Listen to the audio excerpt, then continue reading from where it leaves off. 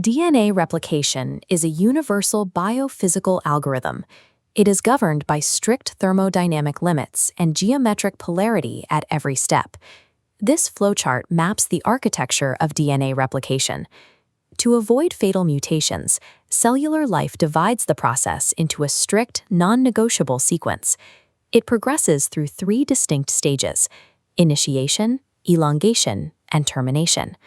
Three absolute physical rules dictate how this happens.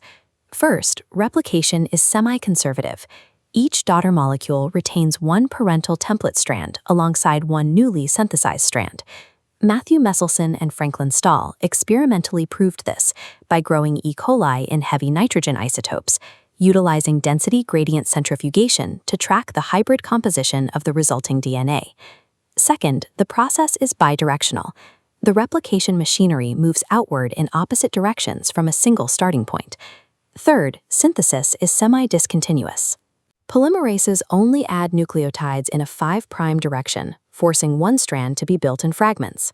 Because these thermodynamic and geometric rules are absolute, all life forms, from bacteria to humans, evolved highly complex multi-enzyme machines to bypass the exact same physical bottlenecks.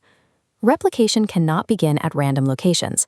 It requires precise initiation at specific genomic loci, known as origins of replication.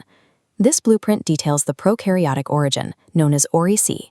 At the top is the melting zone. It contains 13 nucleotide tandem repeats rich in adenine and thymine, allowing for easier thermal separation. Below that is the docking zone. These 9 nucleotide consensus sequences act as precise binding sites for the DNA initiator protein, which forces the initial separation. Prokaryotes rely on a single origin. Eukaryotes, however, must duplicate massive linear chromosomes in a functional timeframe, requiring tens of thousands of autonomously replicating sequences firing across the genome. This scale introduces a severe vulnerability. Firing multiple origins at the wrong time risks fatal genomic re-replication. To prevent this, eukaryotes separate the preparation of the origin from its activation. The preparation, known as origin licensing, is strictly confined to the G1 phase of the cell cycle, when CDK activity is low. Licensing begins when the 6-subunit origin recognition complex, or ORC, binds directly to the origin DNA. The ORC then recruits 2 critical licensing factors, CDC6 and CDT1. Together, they facilitate the loading of the MCM27 double hexamer. At this stage, the hexamer encircles the DNA, but remains entirely inactive. Actual origin firing and unwinding only occurs when the cell transitions into the S phase. This transition is triggered by a surge in SCDK and DDK activities, which phosphorylate the complex and activate the helicase. By strictly separating G1 licensing from S-phase firing, the cell ensures that each segment of the genome is replicated exactly once per cell cycle, establishing a biological safeguard against cancerous genomic instability. Once the origin fires, the replication fork must be continuously driven forward. This diagram illustrates the unzipping machinery. At the center is DNA helicase, the primary engine that unwinds the double helix. Bacteria use DNA-B, while eukaryotes deploy the CMG complex. The highly vulnerable exposed strands are immediately coated by binding proteins. These proteins stabilize the strands, preventing them from reannealing to each other or folding into secondary structures like hairpins that would physically block the advancing polymerases. As the helicase forces the strands apart, it creates a major topological bottleneck. The continuous unwinding generates extreme positive supercoiling ahead of the fork. To manage this tension, the cell utilizes topomerase, known specifically as DNA gyrase in bacteria. Topomerase acts as a molecular swivel. It uses ATP hydrolysis to cut the DNA, introduce negative supercoils, and reseal the strands, relaxing the positive strain. Without this stress relief, the replication fork stalls entirely. A mutation in topomerase 2 leads to severe entanglement of the daughter strands, which is fatal to the cell. Because of its critical role, bacterial gyrase is specifically targeted by powerful clinical inhibitors, including fluoroquinolone antibiotics, which freeze the enzyme and halt bacterial replication. The replication fork is a high-tension physical environment. It relies entirely on the precise coordination of these advanced enzymes to prevent immediate structural collapse. Behind the helicase lies the replisome core, the physical machine responsible for synthesizing new genetic material. This structure is the DNA polymerase III holoenzyme, the primary replicative engine in E. coli. It operates using twin core enzymes.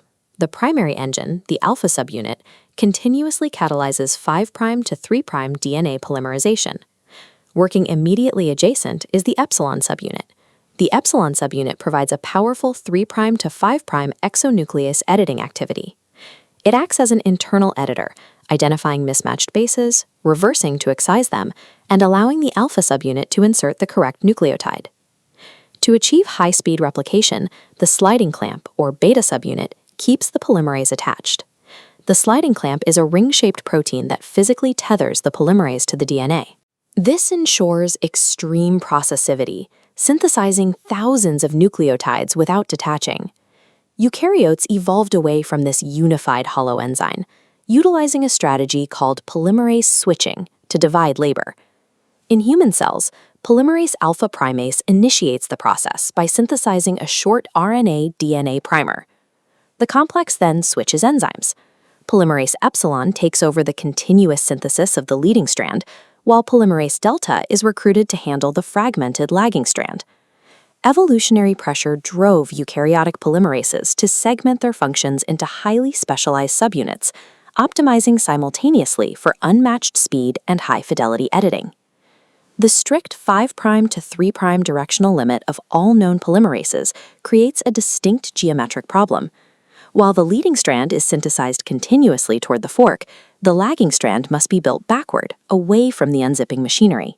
This forces the lagging strand to be synthesized in disconnected segments known as Okazaki fragments. In prokaryotes, these fragments are massive, spanning 1,000 to 2,000 nucleotides in length. Eukaryotic fragments are much shorter.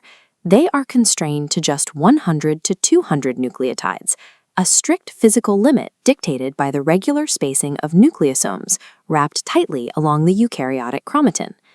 These individual fragments must be merged to complete replication.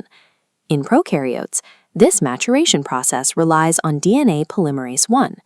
DNA polymerase I utilizes a unique 5' to 3' exonuclease activity. It degrades the RNA primer laid down at the start of the Okazaki fragment, while simultaneously utilizing its polymerase activity to fill the resulting gap with DNA. Eukaryotic Okazaki maturation is significantly more complex because polymerase delta lacks that specific 5' to 3' exonuclease activity. Instead, polymerase delta continues synthesizing, physically pushing the old RNA primer up into a displaced flap.